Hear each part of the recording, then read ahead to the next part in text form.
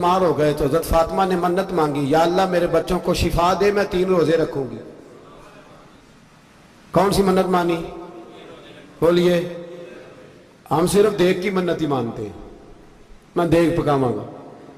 ایک آدمی مجھے کہنے لگا میں نے منت مانی تھی کہ میں بکرا دوں گا اللہ کے رستے میں، اگر میرا کام ہو جائے تو کام ہو گیا، بکرے کے پیسے کوئی نہیں۔ تو میں کہا تیرے پہلا نہیں تھی پتا، میرے کو کوئی نہیں۔ کہتا اب کیا کروں؟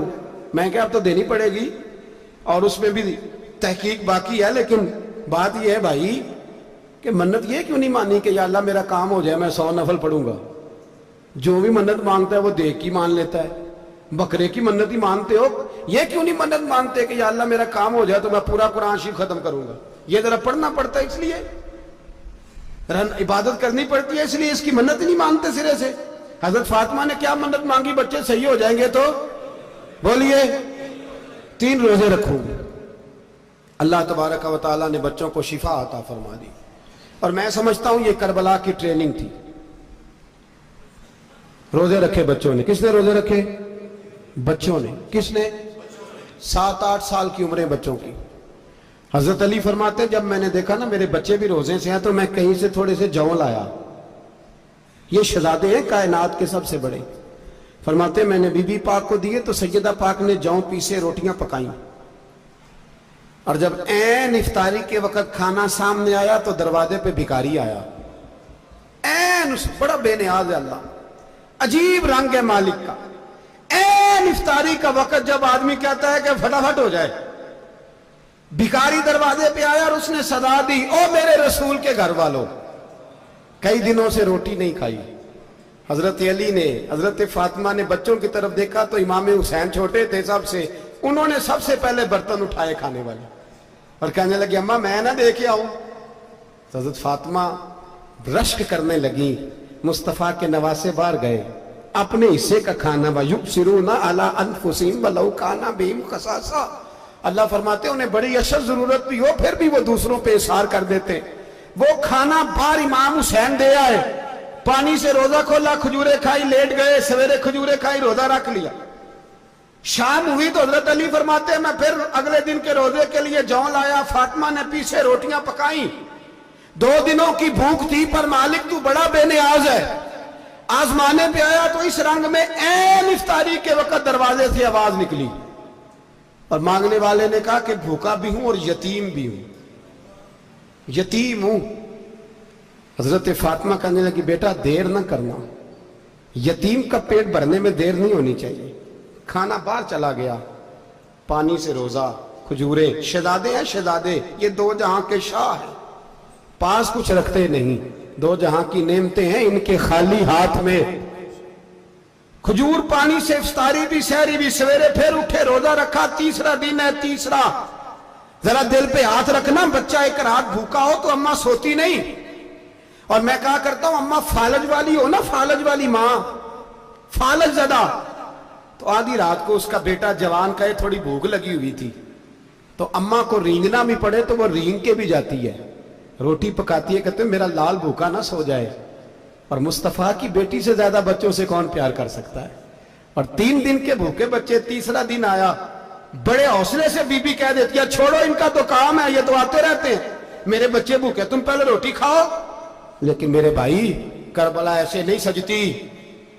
یہ جو برگر کھا کے ناراض ہونے والے بچے ہوتے ہیں یہ میدانوں میں نہیں نکل پاتے، ان کے لیے مشکل ہوتا ہے۔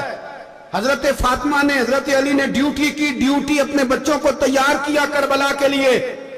تیسرے دن جب رکھا صاحب نے کھانا تو باہر سے بولنے والا بولا کہا میں مسکین ہوں، لاچار ہوں، گھر بھی کوئی نہیں، کھانا بھی کوئی نہیں۔ امام حسین پھر اٹھے، تیسرے دن کا بھی کھانا دے دیا۔ حضرت علی فرماتے ہیں میں بچے پکڑ کے مسجد لے کے گیا، کہیں بھوک سے میرے لال گر نہ جائیں۔ کہتے ہیں ہامتے کامتے تینوں شہزادے مسجد میں داخل جو ہوئے تو بس ہماری قیمت پڑ گئی، مول پڑ گیا ہمارا۔ کہتے ہیں مسجد میں قدم رکھا تو ایسے لگا جیسے نبی پاک ہمارا انتظار کر رہے ہیں۔ فرماتے ہیں تیسرے دن کی مغرب پڑھنے گئے تو حضور نے تینوں باپ بیٹوں کو چہرے دیکھے، فرمایا علی یہ جبریل کھڑے ہیں اور فرما رہے ہیں تیرے 3 دن کا عمل خدا کو بھی بڑا پسند آیا ہے، محمد مصطفیٰ کو بھی بڑا پسند آیا ہے۔ बड़ा पसंद आया है 3 दिन का अमल। मेरे भाई ट्रेनिंग कराई, ट्रेनिंग। हमारे यहां तो हाल बड़ा सख्त है। और दीन का मामला, चोरी आते हैं बच्चे घरों से चोरी नमाजें पढ़ने, दाढ़ी रख ले तो सबसे पहले मसला अम्मा को बनता है।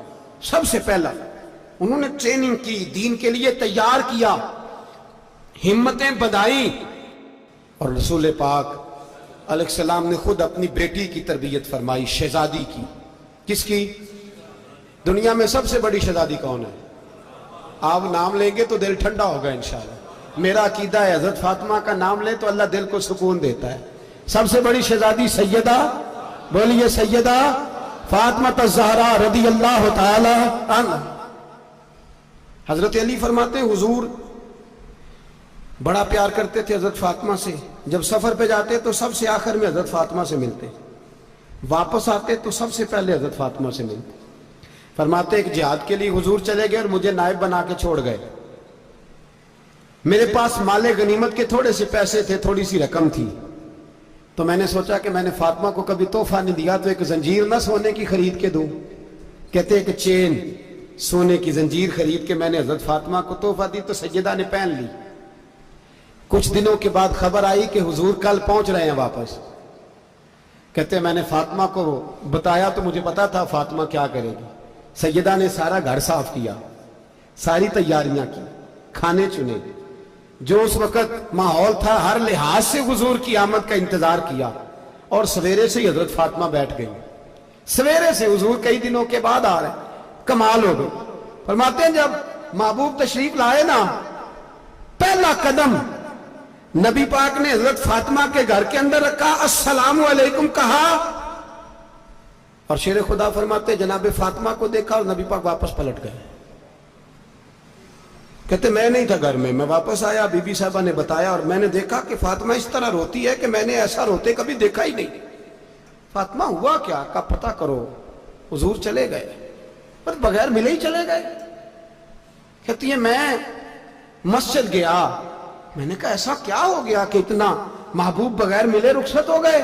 मैं मस्जिद गया और जाकर के मैंने देखा तो नबी पाक की मस्जिद के कोने में बैठे। मैं करीब बैठा, मैंने कहा या रसूलल्लाह फातिमा बड़ा रो रही है, क्या हुआ? कहते नबी पाक की आंखों में भी आंसू आ गए, हुजूर भी रोए। पता है नबी पाक ने क्या फरमाया? ये तरबियत है, इस तरह करबला सजती है। रसूल पाक अलैहिस्सलाम ने फरमाया वो मेरी बेटी होके सोना पहनती है।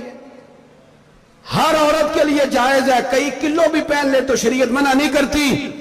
हुजूर ने फरमाया मेरी बेटी होके सोना पहनती है। अगर फातिमा भी सोना पहनेगी तो उम्मत की गरीब बेटियां किसके तरीके पे चलेंगी? गरीब बेटियां किसके तरीके? जो बाप मजबूर होके 12 बंदों के साथ बेटी को रुखसत करेगा वो कह तो सकेगा ना मैं उस तरह शादी